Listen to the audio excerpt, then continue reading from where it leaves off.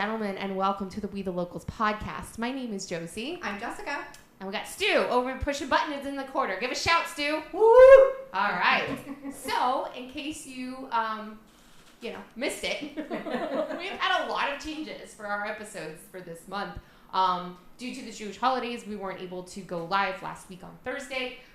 So we had to shift to the second and fourth Thursdays for the month of October. And also, we are using a new space. And so we are messing with figuring out how to use all of the buttons and tools and all the things this here. This setup's a little bit different. Yeah, our setup's a little bit different. Take us a little bit to... So we're pre-recording for now until we figure out how to go back to being live. So if you're watching this on Thursday, this episode was recorded Tuesday, October 7th. In the evening, I think. I don't know. It's dark in the studio no matter what. I'm pretty sure it's nighttime still. Or it's nighttime. And if you would like us to be back in our old studio, you can sponsor us. So we are taking sponsorships, or you can donate to our cause to keep us on air. And you can do that by visiting our website. And the last thing I want to say before we start kind of getting into things and chatting is today's the second anniversary of the massacre of October 7th, and just all day it's kind of been a weighty day, and so all of the thoughts and prayers are for Jewish community worldwide, but especially for those in Israel and for the families of the hostages that are still waiting for their loved ones to come home. There are 45 people alive and dead, bodies that are still in Gaza, being held in tunnels and basements, and it's absolutely horrific. So it's disgusting.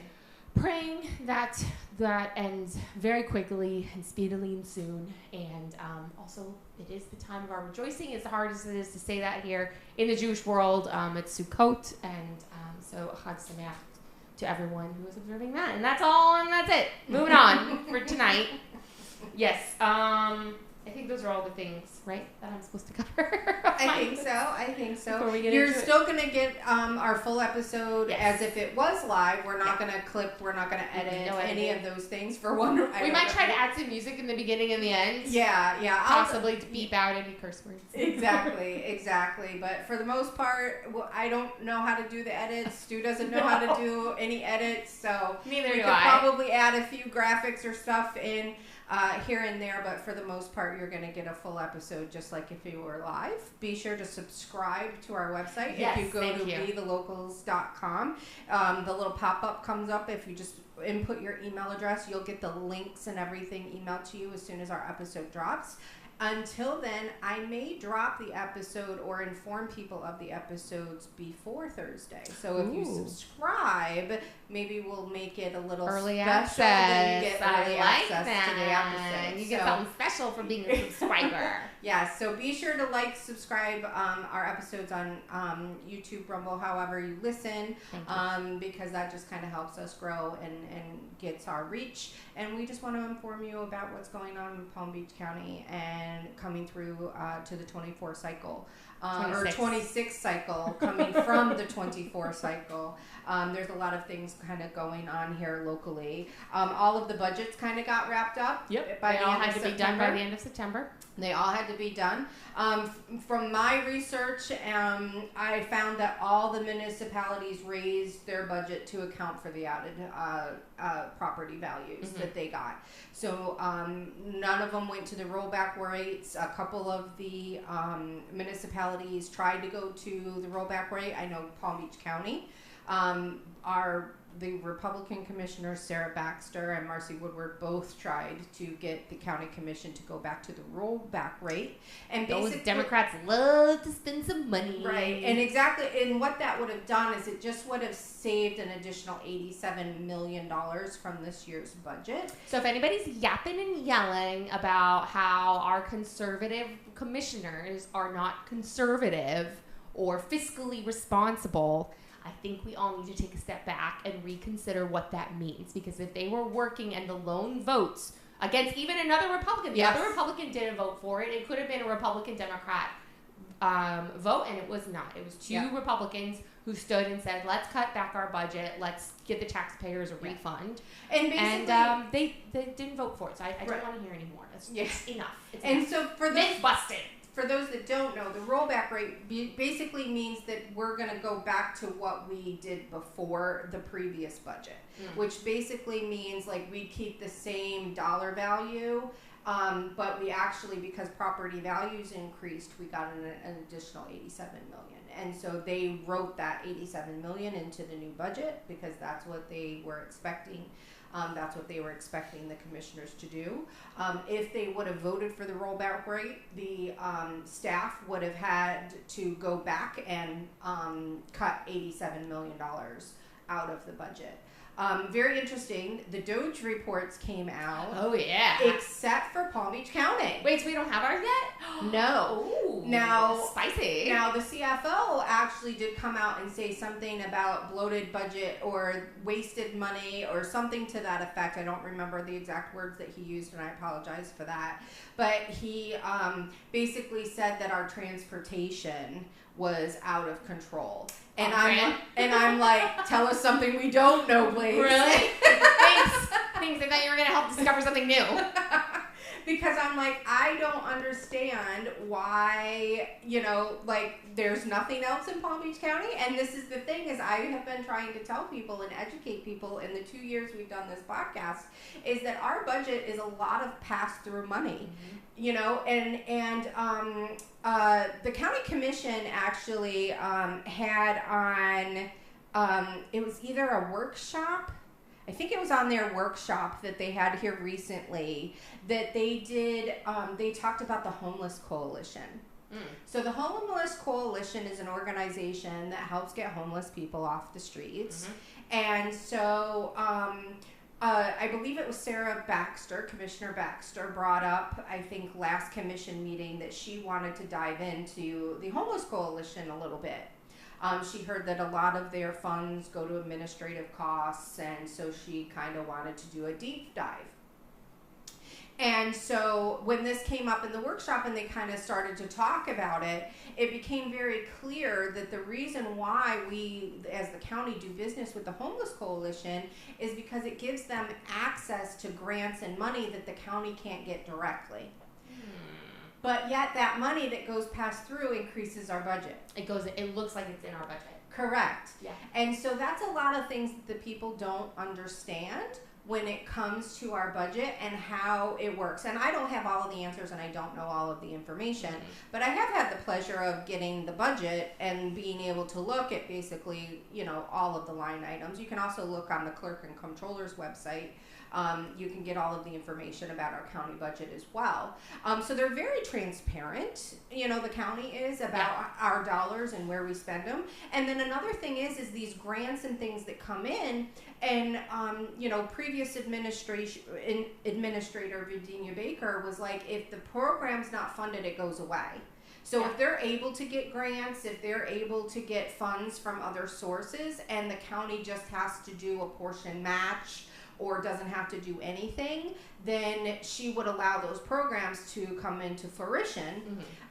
But it didn't actually cost the county the cost of the program. Right. It was really just to put through those grants and funds. And so they do plan on doing a complete workshop on the Homeless Coalition to understand. And one thing I thought was very interesting is that in the government center in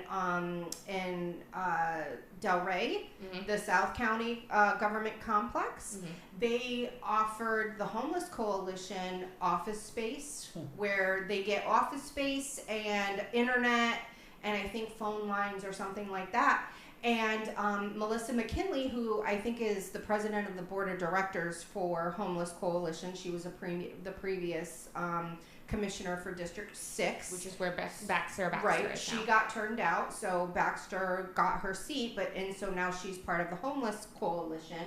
She's a volunteer on that board, or runs that board. I'm not sure exactly what her title is, but she was saying how it was brought up that, well, we give the Homeless Coalition office space and everything, and she was like, actually, we don't use that space. She said every time we try to have volunteers there, within a day or two, they get sick. And we just stopped having people there. And so I actually, when I worked for Commissioner Woodward, I worked in that building quite often. and now I like go back and I think about it. I was like, every time, like I would feel like I was coming down with something after I worked there a couple of days. And I'm like, I got headaches. I thought I was just under stress. You know, I had a lot of things going on, you know, personally, and then in a new job and all of that kind of stuff, trying to, you know, figure things out. So I definitely think that there's something to do, you know, something going on with that building. That building is old. Yeah, it's clean. I want to be very clear. It's clean. It's not dirty. It's not ran old. down. It's just old. And I would see cockroaches every time I worked there. Climbing up the walls in the bathroom. But it's not dirty. But it was clean. It smelled nice, you know, like it looked like you walked into a 1990s capsule. But 90s? I think it's even older than that. Pretty sure it was more 80s. like 80s. Yeah, mid-80s. Maybe even older. Yeah. The bathrooms were pink Formica. Yeah. Just leave it. There we go. When was pink Formica in vogue? So again, you know, it shows that the county is not necessarily spending money on things that it doesn't necessarily need. Yeah. And this government complex is, and I'm sure we're going to hear a lot more things coming up about what's going to happen with that property. I mean, that's been in discussion forever. Exactly. Whether or not to keep it, whether or not to break it up and sell it, whether or not to redevelop it. I mean, it needs. I know because the supervisor of elections has an office out of there as well, and so in this last special election that they had for the primary for District 90, they used that office a lot because it's in the district. Yeah. And so it was used as kind of a base headquarters so that they didn't have to schlep up to West Palm every day to deliver things or pick up things. So they brought a lot of stuff and used it as their base of operations. Yeah. For this last special election. Yeah. So it does get used. It's just there's people there for sure. It's just not a popular spot. Right. And I just thought that was very interesting because of the fact that we're dealing with, you know, an organization like the Homeless Coalition and actually learning like what they do and the services that they provide and how they are in a public-private, they also are the ones that put together the Mayor's Ball every year. The Homeless Coalition? Yeah, so they're the ones that get all of the funding and everything to be able to put up the Mayor's Ball. Now, the Mayor's Ball is not for the particular mayor that's in office. It's a way to just all of the mayors in the county that have ever been a mayor, is they get a little ball, a little gala.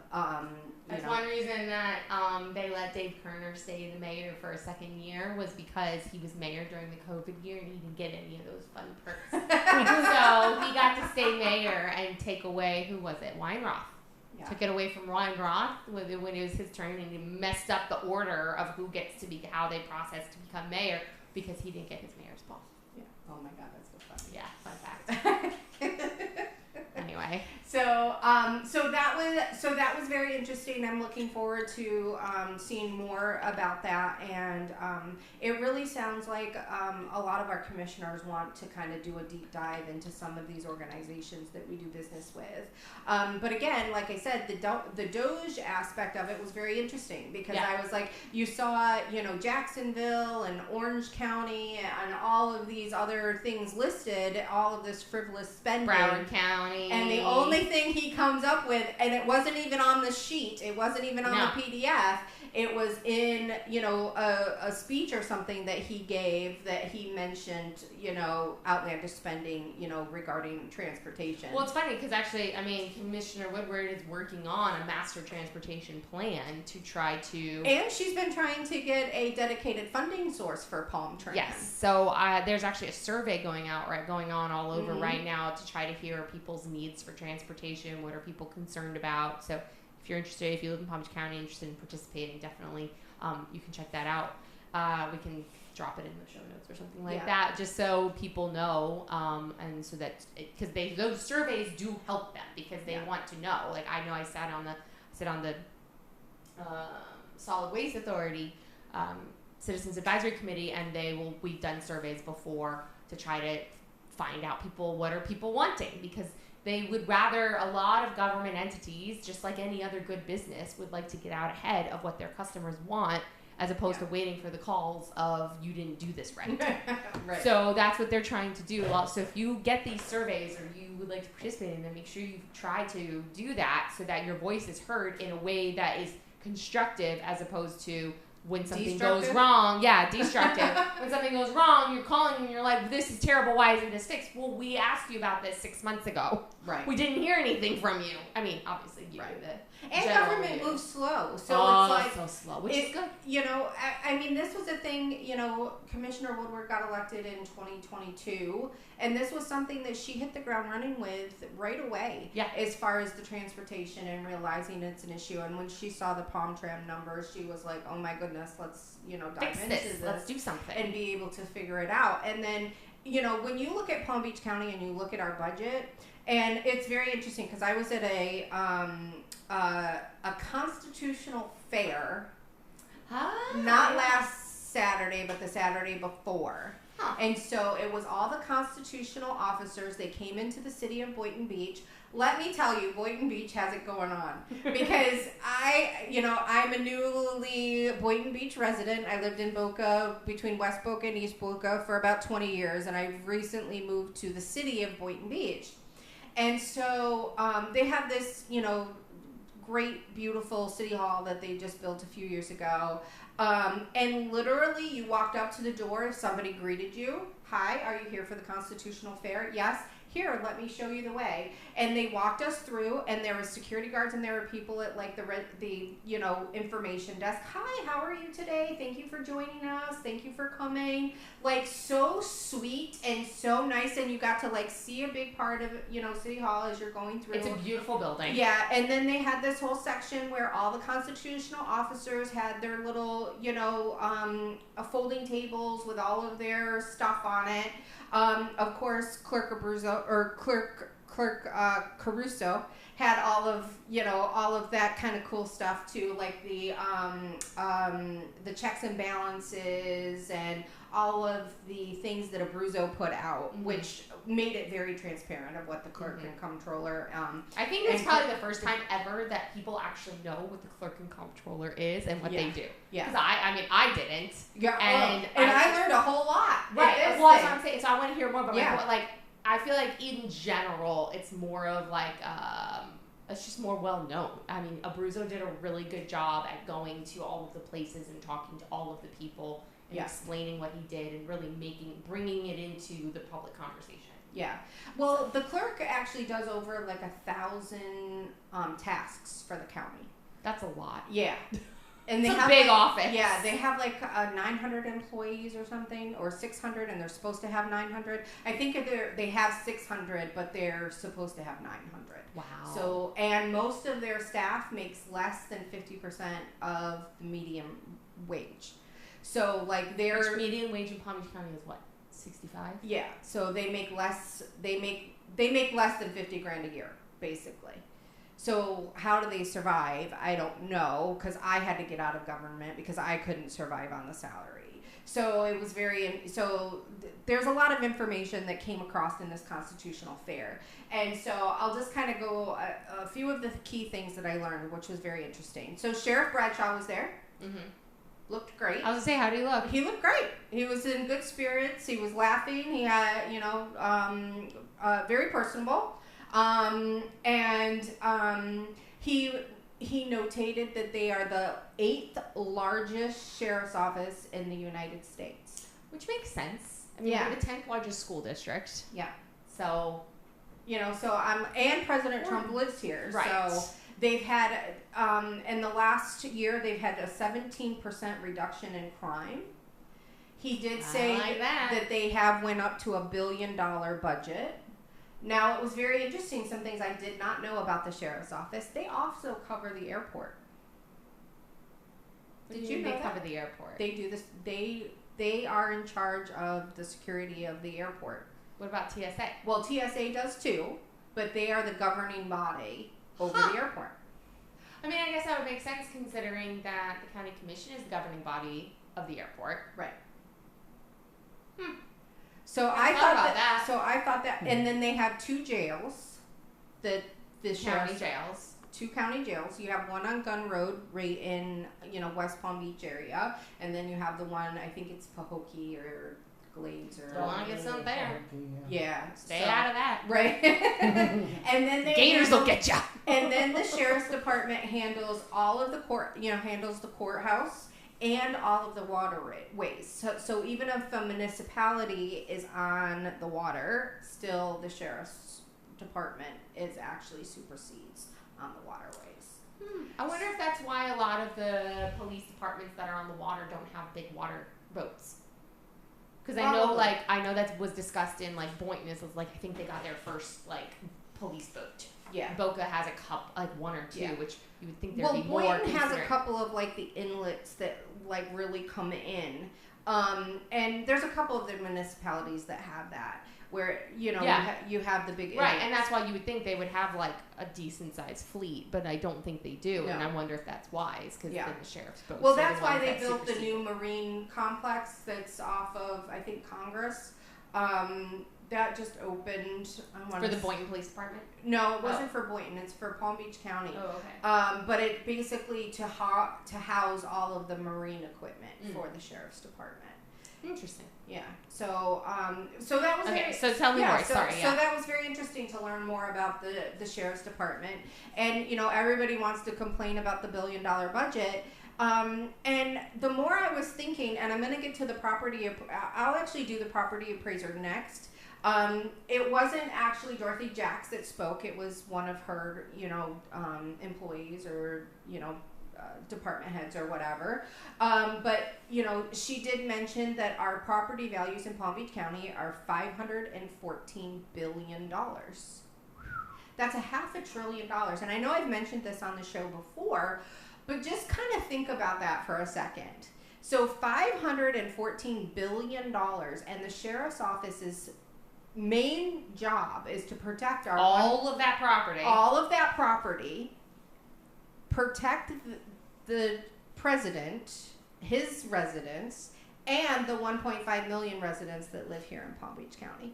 So when you think about $1 billion budget, and we don't want for anything in the sheriff's department, I get that. Like, we have all of the nicest toys. We do have the nicest toys. All of that. It's good to be the best. Exactly. Aren't we Americans? Isn't that what we want? Isn't that what we're all about? Like, we got the best. Right? We have the best. I love the fact that I can hear drones in my neighborhood when there is a Alzheimer patient that's missing or something like that. Like the sheriff's department does, haul out those toys to be able to help protect our citizens. So I'm not... Yes, and they work in conjunction with the FBI when we need to arrest biker gangs in my neighborhood.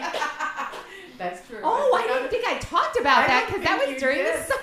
I don't think you did. Okay, we'll finish this and remind me. I'm going to talk about what happened in my neighborhood. Right. The day before July 4th. And I got the number on how many homesteaded parcels are exempted. So I've got that information too. So in total, the property appraiser, $514 billion worth of property. We have in Palm Beach County 655,933 property parcels. About 21,000 of those are commercial properties. 191,000 are condos. 384,000 are single family, and about 5,000 are AG parcels. So of all of those, 371,000 are homesteaded. So less than half. Less than half are homesteaded. So that's not that much. No. So if we were to get rid of property taxes in Palm Beach County, it really isn't that big of a deal because of the fact that it's kind of a minuscule of if that we get rid of property taxes billion. For homesteaded. For homesteaded properties. Correct. So that's going to be the question. Correct. So it's like, and to me, based on the conversations that I've heard, or I shouldn't say conversations, but, press conferences and things that I've heard from Governor DeSantis, is it really sounds like that's the way that they're kind of headed. Is to it would kind have to be. Yeah, because it's like if you have, commercial properties and, or your second home. Yeah, like you shouldn't not have to pay essential services. Well, what for they're those going to things. say is, especially because majority of property taxes goes towards the school board, is they're going to say, if this is your second home or this is your commercial property, then why are you funding the schools? Why do I have to fund the school that my kids don't even attend if this is our vacation home? Right. So that's where it's going to get sticky. Well, I think that's where it's going to get sticky regardless, because I thought it was very interesting because I had this little checks and balances book that I got from the clerk's office that... I can just picture you there, you're like, I'm collecting lots of things to read. And I asked questions. And, I was upset that there wasn't a big enough, there wasn't that big of a turnout there. I want to say like maybe 30 to 40 people. Maybe. And so Caruso left, and the sheriff left a lot of people. Yeah, so it was, so that was interesting. So anyway, on this checks and balances, I don't know if you can see it, but I'll also try to put a link in to it as well. It kind of breaks down your dollar of where your taxes go. Ooh. So first and foremost, 54% of your ad valorem taxes go to school board. Is this if you live in the county? Yeah. So this is our county taxes. Correct. So this is your county-wide total. 54% is the school board. 35% goes to Palm Beach County. 5.2% goes to the healthcare district. 3.8% goes to the Children's Services Council. 1.8% goes to the South Florida Management District, and 0.2% goes to the Florida Inland Navigation District. So if you have a problem with your taxes, your tax bill, you need to be looking at your school board. Always. And that doesn't include, I want to see. And they're constantly trying to go for more money when it comes to the school board. So we need to look at how properties are assessed, because that's how the tax value is calculated. And I think they're going to be making changes to that, because I think if anything that they learned in this Doge is that there's a problem with how it's kind of divvied up and how things are calculated. And since we're such a booming state and county. Now, we have reduced our income as far as sales tax because we're not growing at the level that we were previously. So we had less of an income coming in. You'll see that in the budget compared to previous years. So our sales tax portion went down because it's based on the rate of growth, and our growth actually slowed. Not that we didn't grow, but it slowed. So the rate of increase slowed. So then that means that we receive less in sales tax. Are people leaving? So I don't know, but I think that that's probably part of it.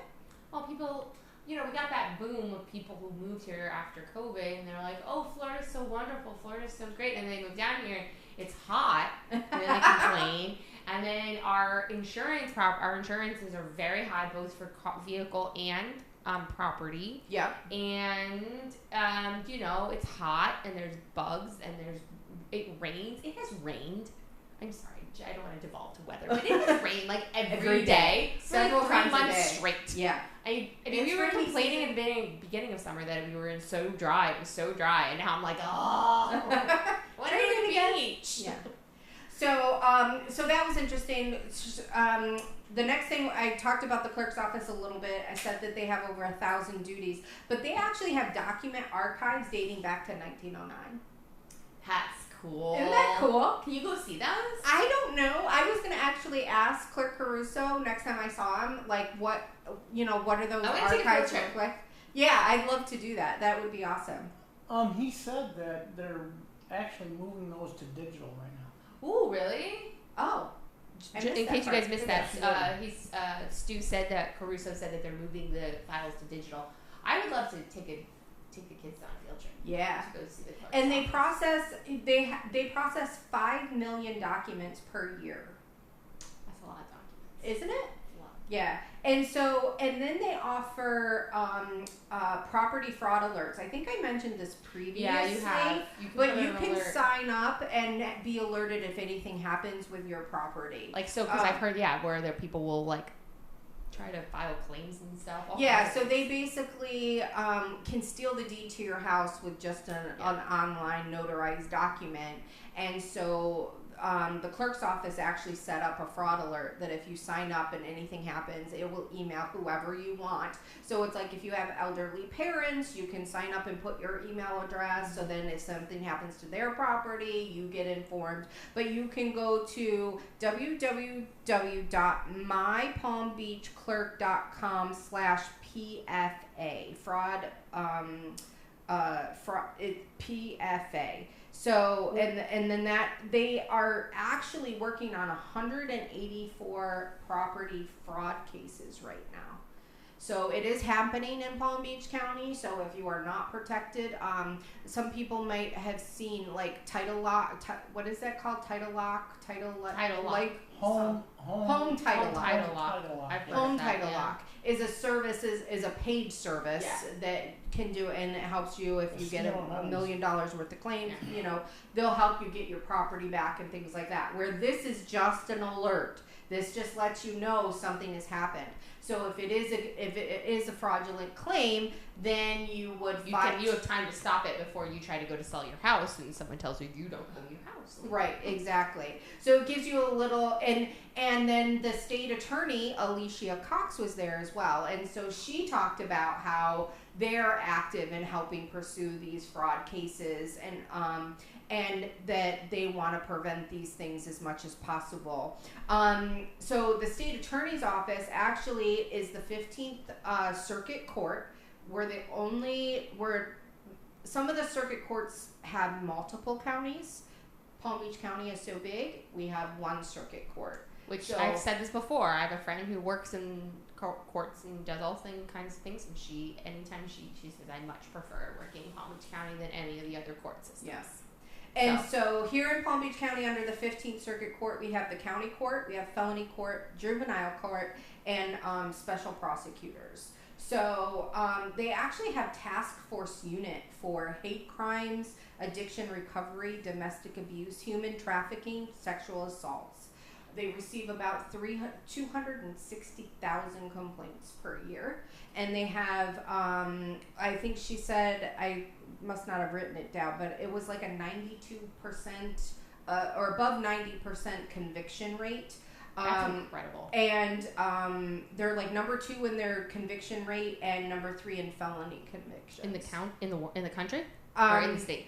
I think it's the state, if I'm not mistaken, but it could possibly be the county, or it could be the country. I mean, so it's we're the best. Yeah, we're large here. We're large in it. And they get about 50. The president who lives. They get about 50,000 cases from law enforcement. So that also means that our municipalities and our sheriff's office are actually, arresting criminals, and they are actually getting convicted. So so our sheriffs and police departments are doing their jobs of arresting criminals, and our state attorney's office or district attorneys, some people know it as, but it is state attorney here in Florida, is prosecuting and getting convictions. So we're not turning into like a place like Chicago where they just aren't prosecuting, or Portland where they just don't arrest or prosecute. Right.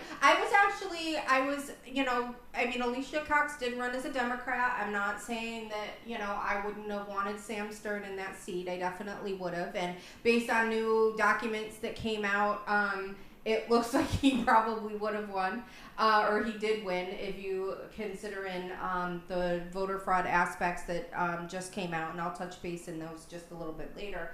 But she was very strong in the fact that we want to prosecute criminals, and that made me feel really good. Yeah, because that was the biggest concern that we had with her winning. Yeah, we thought that there was maybe some George Soros money or whatever that was getting involved in our state attorney's race, and that could still be true. We'll see.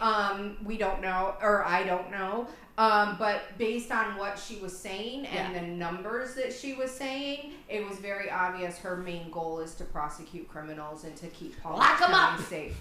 And not for nothing, it brings me back to the sheriff's office. It's like love him, hate him, don't want $1 billion budget, he's a Democrat, whatever the else is it's like he has kept us safe for 20 years. Yeah. And so when you are protecting the president and you have everything else that's going on and in we're our like county, a human trafficking corridor. Yes. We have a port. We have a massive port. Yep. We have millions of people that come in through our port constantly with all the cruise ships docking here and all these things. Everything, the flow of people that come in and out of this county is insane, and the goods, the amount of commerce. Yep. And we're like a very wealthy county, so we're highly targeted. And I want to, I have a question to the audience, and I'm going to start raising this question a lot of places I go whenever I hear people complain about our sheriff's budget. And I don't have all of the answers, and I'm not saying that $1 billion is not a lot of money. My question is, what is the cost of that? To keep all of that safe, what's the dollar amount? How much do you think the budget should be in order to keep 1.5 million people as residents and then all of the guests safe? Right, plus $514 billion of property value. And the president. And the president. So it's like, okay, so what is that really I think it's a valid question. Yeah. So I'm like, what is it? What should it just be like $500 million? $5. I mean, it was 30 million just to do the president last year, and he wasn't technically. He wasn't elected. even the president. Right. He wasn't sworn in. Correct. So I mean, his security did go from here to here once he got elected, because we took a trip up there to see. And you used to be able to drive before the re-election. You could drive on A1A in front of Mar-a-Lago, and then after they blocked it, and you couldn't go anywhere. Right. We did get to see the dogs walking. The kids were very excited. Yes, it was quite the adventure. Yeah. So I just want to give the shout out to Boynton Beach for having this constitutional fair. Yeah, that's very cool. Both are getting together.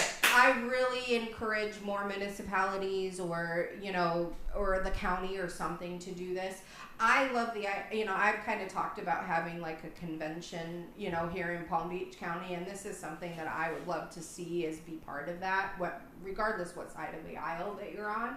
This is just about educating people and understanding. And when you kind of start to break down the numbers and you really start to understand what's going on, it's like, yes, we have a big budget. We have, yes, but it's like when you break down, when I showed that little dollar of where that money goes, it's like our ad valorem taxes is like 22% of the overall budget. So go yell at the school board. And then I'm like, why does the school board keep giving us a free pass? You have people that have basically been in there for decades. They do not audit their books. Everything goes to administrative costs. Our kids are not getting better education. Not yours, mine, not mine. Right. So it's like when you deal with the school board, it's like it's money. It's like they need money for this, money for this, money for this. They took the half cent. They got the half cent that the county was taking away. They went ahead and they got that. But where does the money go? Because it doesn't go to our kids. Because again, our teachers are still asking for supplies and everything in their school, in their classrooms to have successful students. So it's like, there's a backpack program every year, there's so many things that go to help our kids. But I'm like, where does the money go in this school budget? And nobody can tell me. Nobody can tell you. And I can tell you that it's not coming back to parents who get scholarship money. There is a portion that is pulled.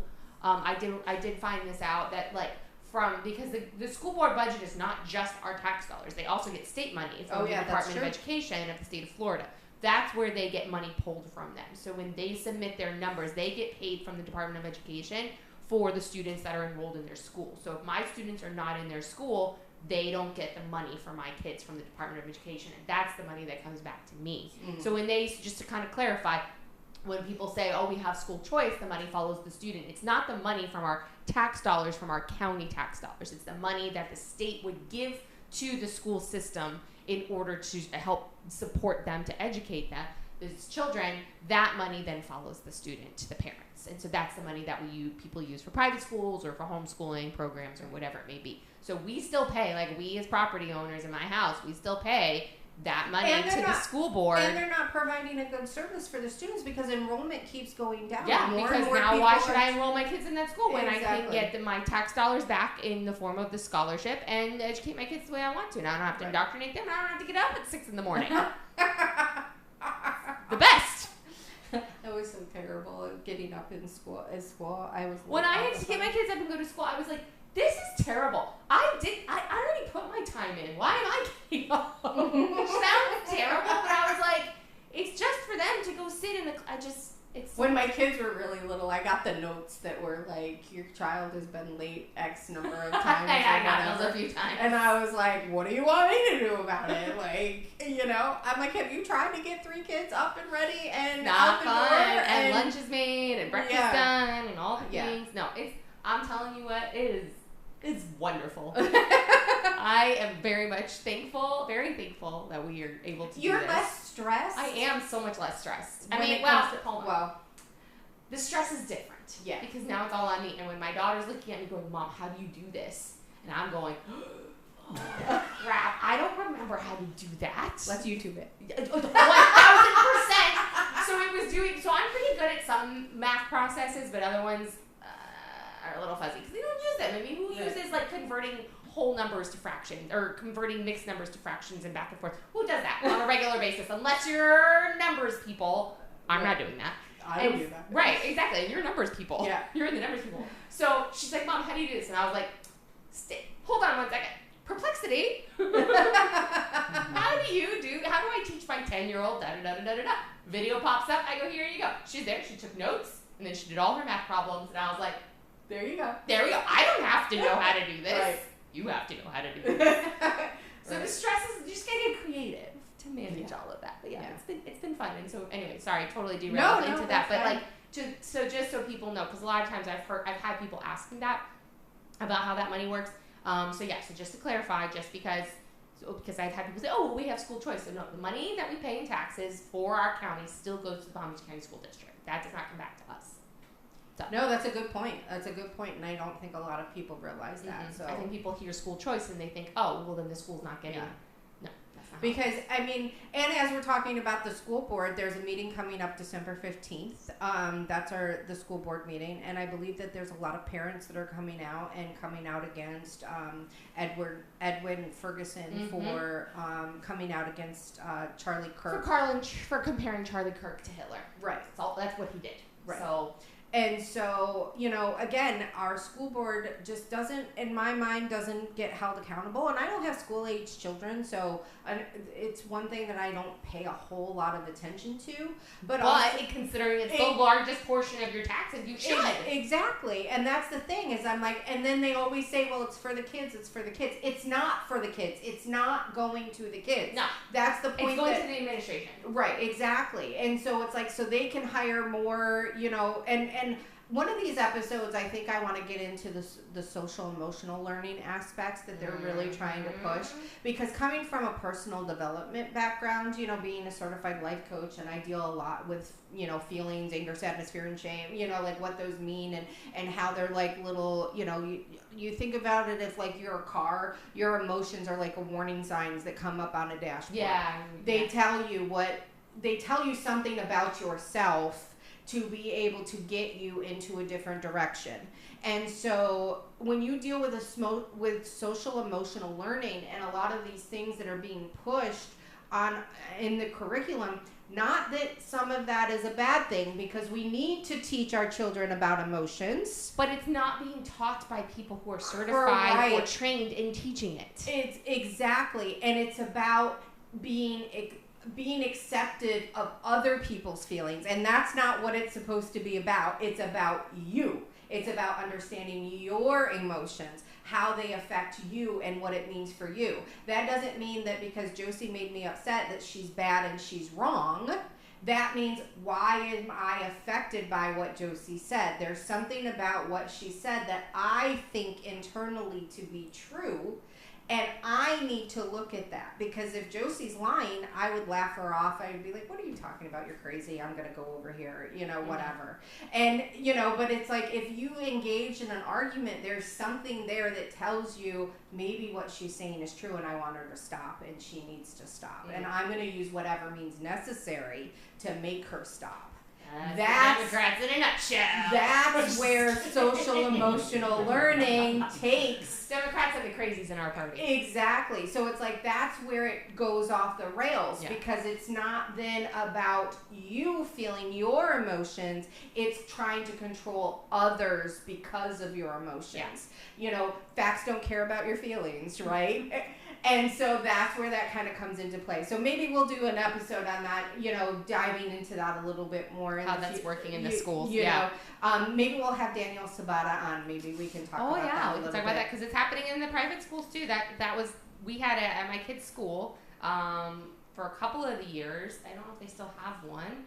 But for a couple of the years that we were there, they had a counselor on property, like on staff. Mm-hmm. And that was kind of bubbling up a little bit, some conversations about the social emotional learning. And I was just like, yeah, don't ever go to her office. Just call me. I told them, I'm like, just if there's any issues, my kids were little enough too that I was just like, if there's any issues, just call me before you go to the counselor's office or whatever it is. And so that's the thing, the counselors aren't trained, it's like she had this like the degrees and everything, and so I was a little less like but like in the public schools they're not. They have the teachers doing it. Right. They're trained to teach. They're not trained to counsel. Right. And so it's like I'm a certified instructor for children's behavior, and it's basically a parenting course. And so it's like I learned how to teach parents how to help their children and not to blame the child, because not that children don't do things wrong and need to be disciplined, but it's more they're reacting to our reaction to something that we did, or it's something that they just don't know how to communicate. So how do you get that trust with your child to be able to communicate in an effective way where they feel seen, they feel accepted, and they feel heard? And it's not hard. It's not rocket science. You have to take care of and check your ego when you're dealing with children. And a lot of parents and administrators and stuff do not know how to check their ego when they're talking and dealing with children. And I think that's the biggest thing that comes into play. And the more, and like I said, I want our children to be taught the basics. And I don't want to say that this isn't important. It's not necessarily a school's role, though. Correct. It's more so, and this is the thing. This goes back to the whole thing of the nanny state and bringing it back into politics and the government taking over everything. Just like this is one of my biggest. Like when people are like, oh, well, we need to have welfare because, the Bible says that we're supposed to care for the poor and the needy and all of these things.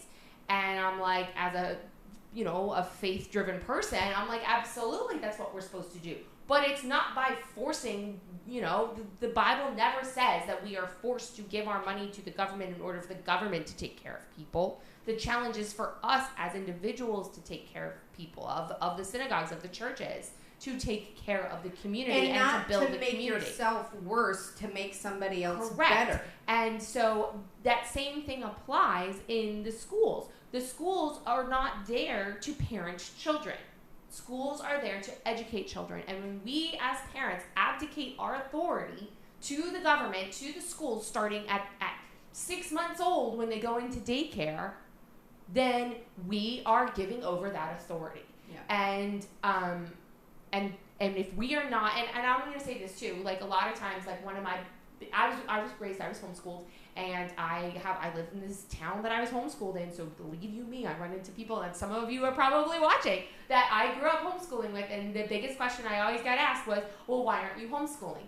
And what I realized was, we are now, but oh, aren't you worried about this, aren't you worried about that? And I'm like, well, to some degree, yes, that's why we chose the school that we had them in, but I see this, I saw this as an adult, that there were people who were homeschooled who were solid, stayed with their faith, stayed with their true, like, good direction in life, didn't go do anything crazy, I saw people who were homeschooled that went off to completely the deep end and went off and to do all kinds of things and are living a life that is not the lifestyle that I would want to live or that you wouldn't even expect someone who was homeschooled to live.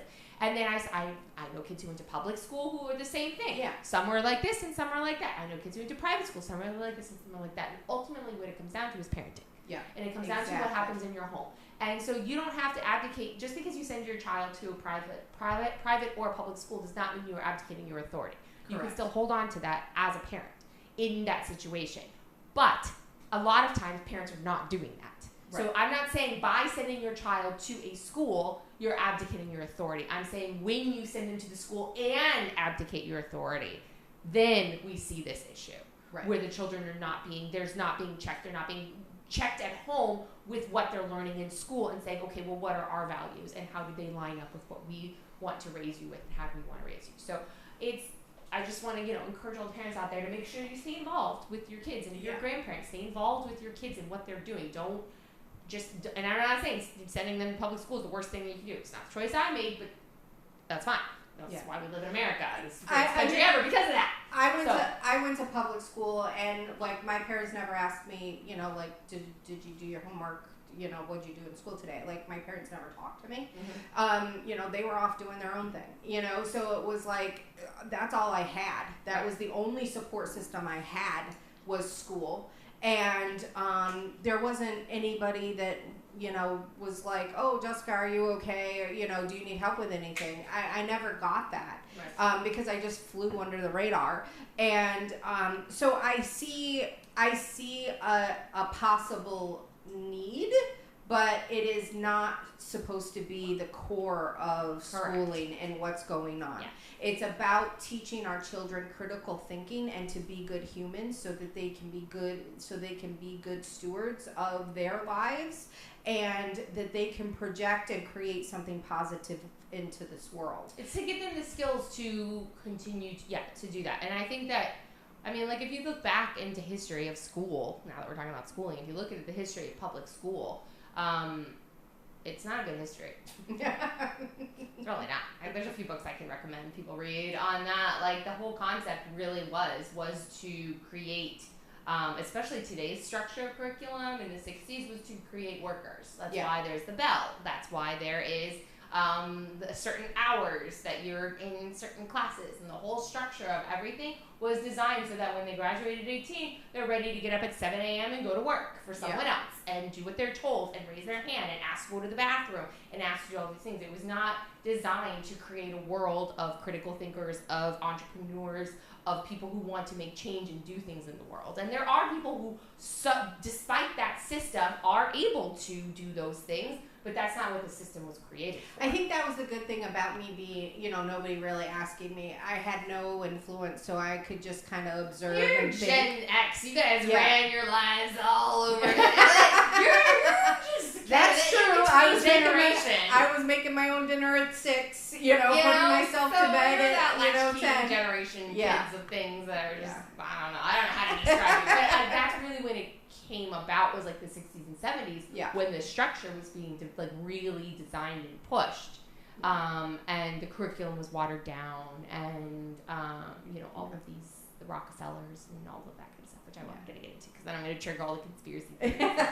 But that's really what it. So there's, I'm trying to remember. I will post the name of the book if anyone asks, because it's at my house. I can't remember, but it's very interesting about how the more modern day public school system, and even the private school, the system, the way it's set up and what it's supposed to do for kids, and it's not the healthiest thing. I think, we have, I think, School Board 4 up for election, School Board 6, and there's one other one. Is Edwin Ferguson up for election? Oh, 7, yes. Is? So currently he's running unopposed, and so, so that's interesting. We have a couple of good candidates running for 6. He's running unopposed. As of when I looked yesterday, he was maybe still that's running. where some of these people who want to run in primary Republicans should go look to run. Just saying, right? It is. I would be less of a conflict of interest for someone who, works in the land world, who works in the school board, than it would be in the county commission where they, vote on land. Yeah. So the so School Board 7 is Edward Ferguson. There's going to be a big thing October 15th. That's the school board meeting that I think that this is going to be addressed by a lot of parents. Which, if you're not a parent, you should consider going. I might look and see if I can go, because if we all realize this is where all of our tax dollars are going, that man represents and spends our money. He watched 5 videos and made it a determination. And compared Charlie Kirk to Hitler. Yeah, a racist bigot was the words that he used. And so, and he said no one misses Hitler. Right. So why should I miss this man? Yeah. So and it was just about, like, you don't have to say anything. He didn't have to say anything. He could have just, stuck to talking about school board stuff. Right. Exactly. But he came in defense of the teachers because teachers were getting ridiculed online and stuff for saying things that were inappropriate. There was a memo, I think, that went out from the Florida Department of Education that warned teachers to just be quiet. Like, just don't say anything. And so he was like, you should have your freedom of speech to say blah, blah, blah, blah, blah. And you know what? Sure.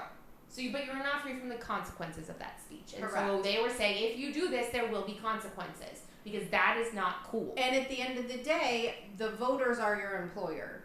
So, you have to be accountable to the voters, and I'm sorry, if this is what you decide to do, then you may lose your job. You're going to celebrate murder, you should probably not be in charge of children. Correct. I don't think that's an insane thought. And the thing of it is it's like, if this would have been like, even if it was, something like this happened to, God forbid, like, I'm trying to think of a conservative voice that doesn't deal, like, if it was Matt Gaetz or even like a Ben Shapiro, like, they're not necessarily targeting children or college-age kids, where Charlie Kirk was. Yeah. And these are school age and college age children that were watching him. And then if you feel resonated to his message, then your teacher is basically saying, I'm glad he's dead. Yeah. That really puts the child in an emotional state that they are an unsafe situation. It triggers survival mode. Yeah. So they're instantly in fight, flight, or freeze. Instantly. Yeah. Exactly. So it's like, you want to talk about social emotional learning with our children. Why would you put them in a survival state by saying something that you don't know what their feelings are or what their connections to this movement are? Right. And that's the disconnect that I think that our schools, and especially, School Board Ferguson, does not seem to understand. Didn't understand. And or comprehend. Exactly. And that's what triggered him saying something was, it's okay, teachers, you can feel the way you want to feel. It's okay if we don't miss. I watched these videos. I didn't know who he was. I watched these videos. He's racist. He's a bigot. And I don't hear any Jews complaining that they miss Hitler. Yeah. So I would like to know the 5 clips he watched. I would like to know if they were whole clips. I would like to know that, and I would like to, as a Jewish person, say, don't do that. You're right. Like, just don't. Yeah. Not cool. Like, just don't. Like, why the comparison? Why the comparison? It was so icky when he said that. It was like, ew, I don't like. Yeah. And it gave me the ick. As a school board member, you think you are then educated enough after watching 5 videos to make a determination that you feel is fact. Yes. That is the concerning part. Right, you're supposed to be in charge of education. Exactly. How are you teaching these children that critical thinking skills? They're not 5 indoctrinating skills. Right, so it's like you watch 5 videos and you are just determined that you know as a fact that he was a racist bigot. Like, to me, I'm like, what kind of educator has that concept and thinks that is okay? Now, his district is, I think there's like, I don't know how many voters. I could probably look it up in my thing, but I don't think that's a big deal right now. But it is a D plus 30 or D. So he feels safe. Yeah, exactly. I would love to see a normal, level-headed Democrat run against him. Oh yeah. If there's someone out there who would like to do that, who would just be like, hey, that was not cool. He should be removed from his position for saying something like that. Let's go. Yeah. Exactly. Because I don't think we can get a Republican. And I think, I mean, our school board elections come up in August. So it's going to be very interesting to see, because I have a feeling that there's going to be a lot of attention on school board. Well, if and we stuff can keep coming this up. going, like, I think it'd be good. I think the more that we educate our voters on exactly like what we're doing here, like so much what did I say, 58% or whatever it was goes to the school board. Mm-hmm. This is the things that are happening. They're teaching your children, to not necessarily think for themselves, but to follow mob rule, and basically create activists that are against American values. Is really, that's how we get Portland. Right, exactly. You want to talk about insurrection, Jeez like you should see I what's can't going even, on. It's like, I feel like I need to have popcorn and just watch. Right? Because I feel like it's like TV episode. Like this insanity to zoom out for just a second out of the local into the national. Oh my gosh. Yeah. I'm so thankful I live in Florida. It's like you have California, you have Oregon, you have Washington, you have New York. Illinois. You've got people in Manhattan. You've got the whole they're gonna come out and they want to have I haven't looked to see anything yet, but I'm sure it went off without a hitch because NYPD is not gonna interrupt the pro-Pally insane people having a pro-Hamas rally to celebrate October 7th. You didn't see this? No. Oh, yeah. They're having one, and they were going to have it in different stuff. They had a map that they put out with targeting and highlighting all, the Israeli consulate, the Egyptian consulate, a couple of Jewish nonprofits, the ADL, which whatever. And so they had a whole map and they had a whole protest now. I think it was starting at noon today, and so I saw literally advertising people to come out and celebrate. That's terrible. October 7th. Yeah. Wow. That's like allowing people to go through our country and celebrating 9/11. That's exactly what the comparison was how would people feel if they were out celebrating? I mean, they celebrate Ted, the Palestinians. There are videos of them celebrating on September 11th. Handing out candies and celebrating the fall of the West. Yeah. The fall of the Great Satan. Wow. And so this is, I was listening on my way here. Sorry, this is zooming out for a second. We'll come back in. I was listening on my way here to a little episode about the Crusades because I was one of the podcasts that I'm really liking a lot is called Trigonometry. I don't know if you've heard of it. So it's really interesting. It's these two British dudes, Constantine Kizin, and I can't remember the other guy's name. And they're good interviewers. They ask good questions. They have interesting guests on. Some of it's very British heavy. I'm like, whatever. UK's cooked, but and so they had this guy and he's talking about the Crusades, and it led in the comments there were some other so I'm listening to one. So the Crusades, as a Jewish person, not a great thing, but they did stop they were talking. So he was talking about how the jihad was coming to conquer the world. And they were conquering the world. And they were one of the reasons that Europe was in the Dark Ages was because the maritime blockade of the Islamic Jihad. They were pirates. And so they couldn't get goods into Europe. None of their boats were safe. And so they were conquering the world. And I listened to people like these crazy libertarians who were like, oh no, the jihadists and the Islamists, they only hate us because we support Israel. And I'm like, bro. They've been doing, do you not read, and they're students of history, these libertarian students of history. I'm like, do you they're not manufactured know? History. Do you not know the history of the world? Do you not know that half of Europe and all of North Africa, all of these places were pagan or Christian places, and then they got sucked in to the caliphate, and they had to be fought and won back by the Crusades and by these Christian armies. And I'm like, they were doing this. The Jews were nobody then. They were these tiny little pinpoints that were being kicked out of every country. They had nothing to do with any of it. They hate us because we do not believe in their prophet. Yeah. And they will always hate us because we do not believe in. By us, I mean anybody who's not them. So first they come for the Saturday people, and then they come for the Sunday people. That's what they do. Yeah. So this bull crap of they just hate us because we support Israel. If we just stop supporting Israel, then they'll all join hands and sing Kumbaya. Yeah.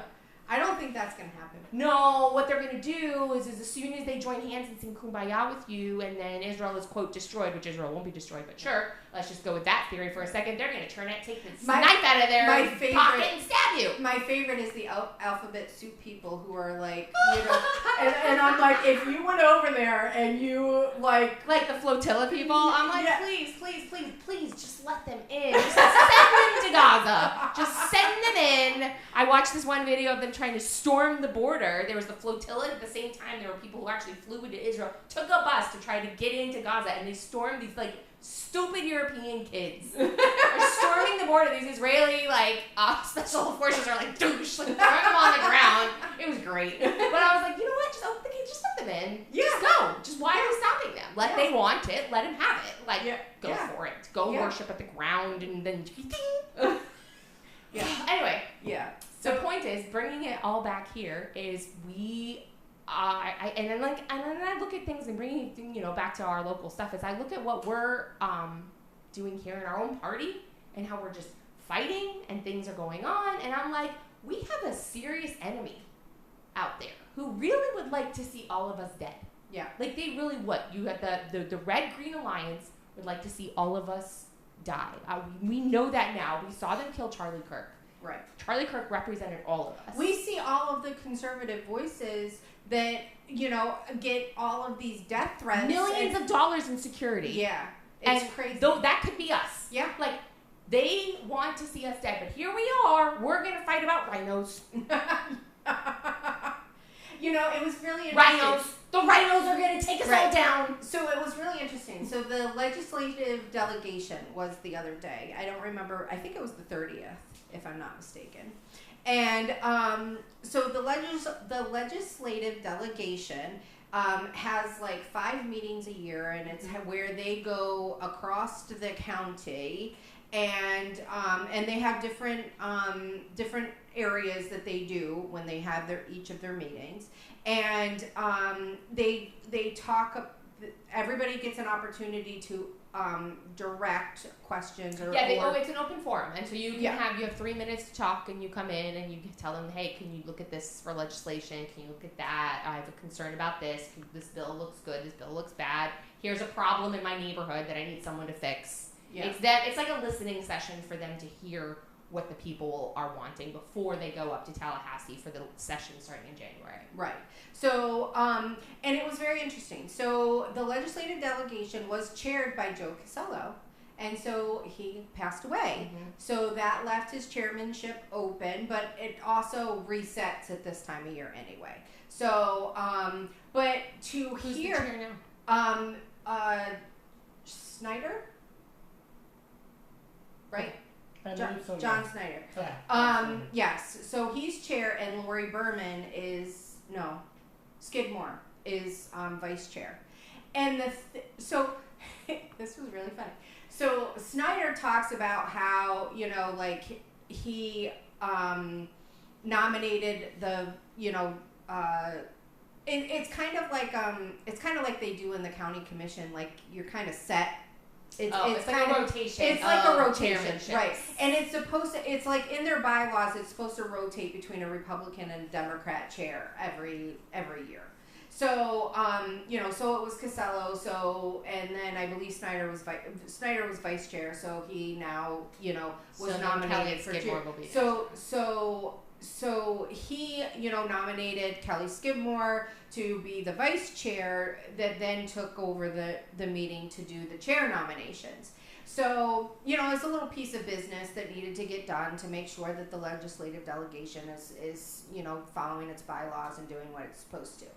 And so, he basically, says a couple kind words about, Kelly Skidmore and what she's done and all of this kind of stuff. And then he turns it over to Kelly Skidmore to nominate for the chair. So she nominated John Snyder, and these were unanimous votes. Nobody voted against. Nobody tried to stir the pot or anything like that. And the things that she said about John were amazing. She said probably 2-3 minutes talking about. And I was like, this is seeing like Republicans and Democrats. These people at this table know they have to work together to get anything done in the legislature. They know that. And so it was very cordial. It was very respectful. And it was the matter of doing the people's business. And it was, I highly recommend at least just watching like the first 30 minutes. You don't necessarily have to listen to the hours of the public comment because some of them are just, you know, crazy. But if you want... My first interaction, my first ever public comment was at one of those meetings. Oh, okay. And my first interaction with Mike Russo, ever met him first time, was there. He voted, made a motion, and got it passed to cut our time from 3 minutes to 2 minutes. Oh. Yeah, so he didn't start off well in my book. Yeah. For that exact reason. Yeah, exactly. I was like, this guy's going to be a problem. So again, it shows like how you have to kind of come together and you know, work through. And, you know, before we run out of time today, I want to talk about the District 90 election. Oh, yeah. So we had the primary. It was Bill Reicheter against Maria Zack. And Maria Zack won. I think she got 52% to 49%. It was like 200 votes set. Yeah, it was pretty close. It was under the 200 votes. And so it's very interesting. I'm surprised he didn't ask for a recount. I guess because the point spread. Sorry, I didn't mean to interrupt. Yeah, but it has to be less than 1%. Yes, and because there were so few people who showed up. Correct. That there was like less than 5,000 people who came out to vote. It was a 9% turnout. We spent $500,000 on that election. Right. And it was because we had a primary, which, you know, to each their own. I guess anybody who wants to run and jump in a race can, but then they can't complain about how much it costs. So, you know, so we had it, and I was very disappointed in the way that Bill Reicheter ran his race. You know, he definitely had a better message, and he definitely was able to reach voters better. Maria Zack came off as very partisan, and she was quoted as saying some things in the Sun Sentinel, and you know, and the things that happened in the Sun Sentinel, I think, hurt Bill as well. Well, he got the endorsement. Most Republicans, you don't want the Sun Sentinel endorsement in a primary. Well, he actually made note of something. He actually said something about how the 2020 election wasn't stolen, and that some vaccines should be mandated, and I was like, that lost him. He said that? Yeah, I'm like, that lost him a lot of the Republican, you know, some of the Republican votes. So, you know, to each his own. You just love dropping things on me while it's live, just to catch my reactions. I know it. So, I can't believe I'm sorry, he said that? Okay, you know what? Gloves are off. You know what he told me when I joined his campaign to help run his campaign? What? I said, I want two things.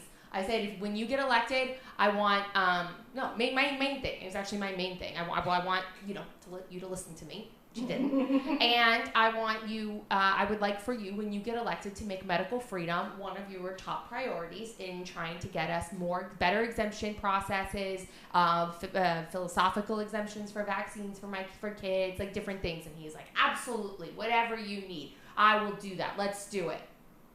Oh, that's interesting. So, I mean, obviously he didn't win, so he's, you know, also now. Right.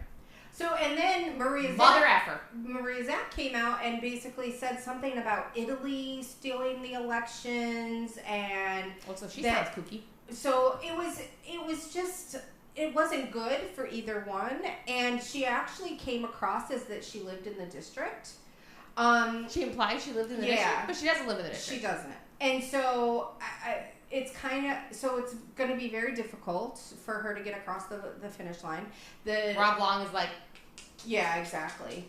And you have all of the moderate Dems that are pushing Long already. Right, well, because Reicheter did have some of the moderate Dems. Correct. Some of the big name voices, moderate Dems in like the Boynton area, so, and they do not want her, so they will definitely go for right. And they didn't want Rob Long. They didn't. And it was very interesting because, like you said, you know, when, you know, he ran for State House 90 in the previous cycle, he really got into those groups, into the culture of the district. You know, so it's like you had the set and you had, what's the other one? I don't remember. I blocked that part of my life. Yeah. So anyway, there's like there's the generational voting blocks that are within Delray and Boynton, which means that these are families that have lived here for generations. 5 generations or more. Yeah. So they're very ingrained into their culture, and they're very ingrained into the district and what is the best for the people. And so Bill did a really good job of at least communicating in those groups. Did he win them all over? No. But he was at least welcomed. He was at least, oh yeah, I know who that is. Like, they would have been okay with him being a representative. This is something that I'm sure that the ZAC team has no idea about. They have no clue.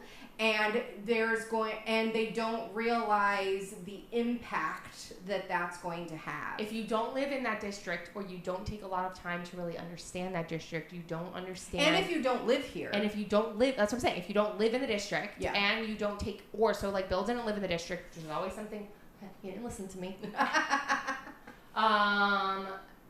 That being said, he did take the time to try to understand the district. And if you are not going to do either one of those things, then you will not understand. Have time to do that. You will not understand how this district works. Yeah. Like there is like 2 factions in this district. There are the new people who come in the last 10 years into the Delray Boynton area as it's been booming. But then there are these families that are ingrained, and they have a lot of say. They have a lot of sway in those areas and that's why there's the blue block.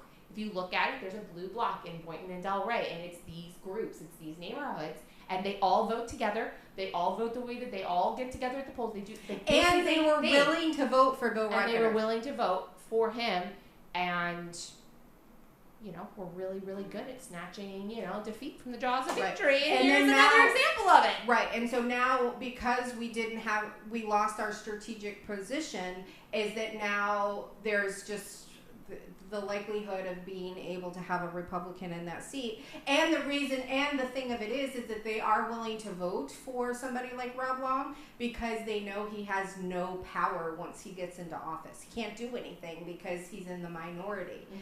So if you're a Democrat, just like Joe Casello had to fight, he did a little fighting for his district at the end. I think once he got that challenge from Bill, I think it stepped up his game a little bit. So it did help him be able to bring more. It did help him become a better representative. I do think. Yeah, exactly. And which is what elections should do. Exactly. 100%. And so I think it was good. It allowed some money to come back in. But again, if you put somebody like Rob Long, he's just going to be a fly on the wall, and there's really nothing he can do. And so they're going to be way more willing to vote for somebody like that than somebody that is, kind of, whether it's true or not, I believe that the 2020 election was stolen. Kick me off YouTube, whatever. I do. Shunned. But probably. I'm not. Most likely. I'm not saying it like I knew it happened through the voter rolls. I understand. Yeah, I don't think it was Italy. Yeah, so like when you're saying things that are just so off the wall that you can't even articulate a message to get people to understand what your point of view is, makes it very difficult. It's like The Boy Who Cried Wolf. Yeah. It's like a version of that. It's not the exact same thing, but it's like, if you go to the full extreme of something, it muddies the waters, and it almost makes it look like you're there to do that on purpose. Yeah, and just saying, and it's like I follow like a lot of groups, on Facebook, and I listen, I look at the comments. I want to know what our voters are thinking, and this is where I get a lot of my insight. A lot of people are like, well, how does Jessica, figure this out? Everybody's like, well, rocket science. Yeah, I'm like, I am not the smartest person in the room. I promise. I'm just very observant, and I understand human behavior. And so when I hear and I see these comments. And, there's some prominent people in Boynton Beach, that go to every commission, city commission or council meeting, whatever, and they're very well known. And when I see them say, like, the crazy MAGA lady and, another Dem won't matter, but a more moderate Republican will. Or a crazy MAGA person will matter, and their words, not mine. Correct. So it's like, you know,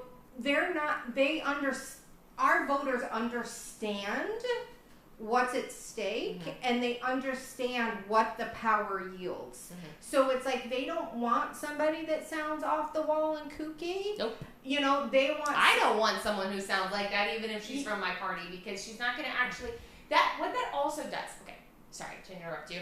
But what that also does, and I know we need to wrap up, what that also does is it muddies the thought process of what someone's role is once they get elected. Yeah. So if that is what they're coming from, like what is her platform? What's she running on? What, she's going to get rid of property taxes? We were already talking about that. Electing her is not going to do anything different. Like it's not... And insurance. And insurance. Well, what's her plan? Does she have a plan? No. Right. So... At least nothing that she articulated. And I'm a voter of the district, so you would know. That's why I'm asking you. I didn't take the time. It's not my district. Thinking, I'm you not know, involved. like if I would know, and you know, it's very interesting because it's like when she implies that she lives here, and then when voters find out that she doesn't, she's a liar. Exactly, and it makes... Why should they trust her? So why are Republicans going to come out during holiday season? They're not. To come out and vote for somebody that they're not feeling confident in, that is saying things that they can't articulate well, and they can't convey a message of what they're going to actually do when they get there, because they actually have an opportunity of being able to do it. Where somebody like Rob Long, he can have everything under the sun that he can say, and he can have an excellent platform, but they know he's not going to be able to cash in on it, so he's the better vote choice. You know what I mean? Yeah. So it's like you have to kind of think about what does the voter think. And it's not about being a Republican or a Democrat, because our voters do not vote party line. They don't. If they did, we would have won more seats in 2024. You know, so it's like even if, and you know, it's still it's a heavily Democrat district. D9, I think, district. Yeah. So it's like we're getting there. We're making inroads, but we're not going to be able to actually get somebody in the seat if we aren't strategically planning and doing messaging and focusing on the districts that our candidates are running for. Right. She needs to know what is good for District 90. Yes, we care about property taxes, but what about District 90 are you going to work on? You know, Delray is short on capital improvements. Boynton, you know, needs help, you know, with some of their projects. And it's like there's no education in our candidates of getting to the points and working on focusing on the issues. Building a platform around issues that people care about. Right. Listen, this is a problem on both parties. I gotta tell this story. So this is a fun one. I was at this conference this summer, and I was sitting at this table. It's a conference for like a religious conference, so for my synagogue. And so I was there. I was working for. I was there to represent actually one of the Hebrew schools that I work for. Anyway, so I'm sitting at this table with a bunch of women. So it's like most are moms, but not everyone. Some are a little younger. It was just like this mixture of women. And I'm just like sitting there, and I'm chatty, right? So there's this one woman sitting next to me who I have known for a long time was a Democrat. And then I heard through the grapevine that she, after October 7th, crossed over, came to the light side. And so I kind of knew that she had, but we hadn't really talked about it yet. So we're not like super close, but I've known her for a long, long time, but we've never really been super close. So I was like, ended up sitting next to her, so I kind of wanted to talk to her. We were waiting. So sitting next to this girl, and so this girl next to me is saying something about how she's running for office. And I was like, oh, really? Where are you running for office? So she lives in Pennsylvania. She lives in a small town. She's running for township council. So it's like, I don't know, they have different terminology up north. But sure. So she's telling me, okay. So I could tell, I knew she was a Democrat. I was like, whatever. It sounds, I'll play. I love the game. I love politics. Let's talk. I was like, well, that's what I kind of do for, that's what I do. And I run campaigns in it. And she's like, oh, really? I was like, yeah. So, tell me your platform. Like, how's it going? How's your campaign going? Tell me, why are you running? And she had no idea what she was doing. No platform. Our website is old and not very young, friendly, and da-da-da. She's just telling me all these things. And I was like, okay. And so I gave her probably, like, if I were to charge a candidate, I would charge them, like, a chunk of money for the advice that I gave her. I gave her, like, 5 minutes, I was like, okay, so you want my, she said, what do you think of this? She's trying to ask me a question. Like, so I gave her like, you need to do this, you need to talk, are you knocking on doors? Well, I'm going to be knocking on doors. Okay, so pitch me. I open my door, what do you say to me? Hot mess express, right? So I'm like, okay, so here's what I would recommend. And I kind of gave her like some tips and stuff and da-da-da-da-da. And so this woman sitting next to me, she looks at me and she's like, you really know what you're talking about. And I was like, I don't know, this is just what I've done. And this is what's worked and sort of whatever. And so then she starts, I was like, so what's the demographic? Like the makeup, Republican, Democrat, like what's the percentages? I really wanted to see if she knew anything. Yeah. So she tells me she's in a minority, she's a heavy Republican township. And then she calls she's like, and all those idiot Republicans and da-da-da. She starts trash talking to Republicans. And I was just like, nope. She has no idea. She has asked me one question about my politics. She has no idea what my politics are. She has no idea where I'm coming from. And she sits there and starts doing that. And I was like, well, step one, in my head, I was like, well, step one is don't trash talk half of your constituents. Like, that's a terrible idea. Like, that's what you think of them. They're going to feel that in how you talk to them. And I look over at my friend, this woman next to me, her eyes were like this big. And I was like, so, how's life for you? But like, it was so interesting to hear just to watch all of this unfold in like her biggest issue. I was like, she could have probably won over Republicans if she would have come in and said, here is the issues. Yeah. It's a town. I told her, find the roads, find the issue, ask 3 questions, ask people, what are your biggest issues? What are your biggest concerns for your city, for your block, for your town, for your this, and that becomes your platform. Yeah. And she's just looking at me like I have like 6 heads. And I was like, my gosh, this is not that complicated. Like, more people want to run on political issues instead of earning the votes of the voters. And I don't understand. And all you have to do is ask the voters what's important to them. Like, it's not rocket science. They don't I'm care. not the smartest person in the room either. And this woman next to looked at me like I was super smart. And I was like, this is not that. Like, right. Well, because, you're one of the few like me that just understand the human behavior about it. What are the issues? And we have seen so many races won and lost when money was not an issue. No. Like we had so many people, running against a Republican with $500,000 and they won with $40,000. Yep. Like it's because of earning the votes of the voters. And I don't know where our party got away from that. Where it's not about actually earning the votes. All people really and truly think, I think, in our party is you put a MAGA hat on and you're going to automatically win. And so, like, here's the thing. I think, you know what it was? In 2022, when DeSantis swept, people think it's because, the Republican wave. No. DeSantis swept because parents were pissed about the indoctrination of their children in the public schools. He was able to articulate the message. He spoke exactly to the parents, and he told them exactly what he was going to do to protect their children, which is an issue. It was an issue for parents because I cannot tell you how many people came out of that polling booth and talked to me in the tent and said, I voted for DeSantis because I do not want my children indoctrinated with the trans issues, with the trans things. And so it doesn't matter how big the election. Why did Trump do so well? Because he spoke exactly to the issues that affected us every single day. And we as local candidates, or not we, but we as the local party need to do that. If we keep talking about, this, that, we keep talking about property taxes. You know what? A majority of people don't really care that much about how much their property taxes are. Right. They care more about their insurance. They care more about their schools. They care more about their safety. Like, people do care about their taxes. I'm not saying that at all. But I'm saying if you go talk to a voter on the street and ask them what their biggest issue is, they're not going to really tell you their property taxes. I don't think. I mean, maybe I'm wrong, but I don't feel like that. Well, I think it's more of the fact that they don't feel that who's taking their property taxes are being good stewards of the dollars. I think that's more of the issue than the amount, than getting rid of property taxes. I think most people are going to be like, well, taxes are somewhat necessary in order for things to happen, so who's taking my taxes and how are they being used? What are they doing with it? So, I mean, correct me if I'm wrong. I could be wrong. I don't know. So, I don't know. I was going to tell my summer story, but I don't have to. I can wait to the next episode. I got to tell you guys what happened on 4th of July, because I think we got it. Do you have any more? Yeah. I'm done ranting. I'm good. I think I gave lots of information today. I think lots of education in this episode. Making notes. And thank you, for joining us tonight.